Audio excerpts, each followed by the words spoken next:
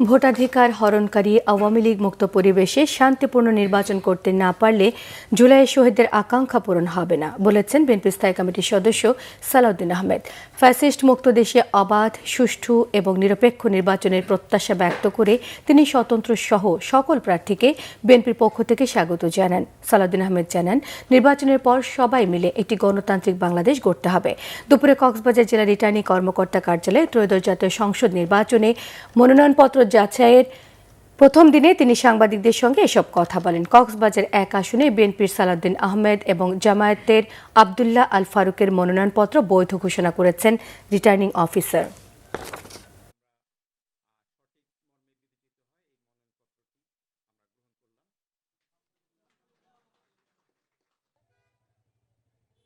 সুষ্ঠু, সুন্দর, নিরপেক্ষ, অবাধ নির্বাচন অনুষ্ঠিত হবে ইনশাআল্লাহ বাংলাদেশে।